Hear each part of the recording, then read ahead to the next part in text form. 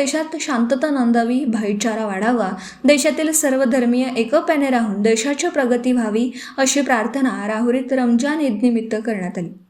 राहुरी शहरातील ईदगाह मैदानावर हजारो मुस्लिम बांधवांनी एकत्र येत मुफ्ती मुजम्मिल व मुफ्ती अफजल यांच्या मार्गदर्शनाखाली ईदच्या नमाजचं पठण करून संयम, दानधर्म, बंधुत्व, माणुसकी व सामंजस्याचा संदेश दिला। नगराध्यक्ष भाऊसाहेब मोरे, उपनगराध्यक्ष गजानन सातभाई, इंदिरा काँग्रेसचे अध्यक्ष रावसाहेब चचा तनपुरे, नगरसेवक सागर तनपुरे, नगरसेवक बाळासाहेब उंडे, विरोधी पक्षनेते अरुण भाऊ साळवे आदींनी नगर परिषदेच्या वतीने सर्व मौलवींचा शाल व पुष्पगुच्छ देऊन सत्कार केला व पालिकेच्या वतीने मुस्लिम समाज बांधवांचा विकासाचे सर्व प्रश्न सोडवण्याचं आश्वासन दिलं।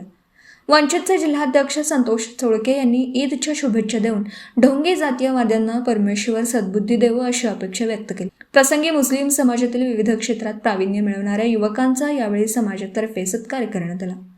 यावेळी वंचितचे पिंटू नाना साळवे, ज्येष्ठ पत्रकार राजेंद्र वाडेकर, सुनील बुजाडी, विनित्रा दसाळ, दीपक साळवे, मनोज साळवे, अरुण ठोकळे, निलेश जगधने, श्रीनिवास सहदेव, दिलीप शिरसाट, नाम साठेसर, पोलीस उपनिरीक्षक विष्णू आहेर आदींनी ईदगाह मैदानात येऊन मुस्लिम बांधवांचा ईदच्या शुभेच्छा दिल्या। राहुरी पालिकेच्या वतीने ईदगाह मैदानाकडे जाणाऱ्या सर्व रस्त्यांची स्वच्छता करण्यात आली होती।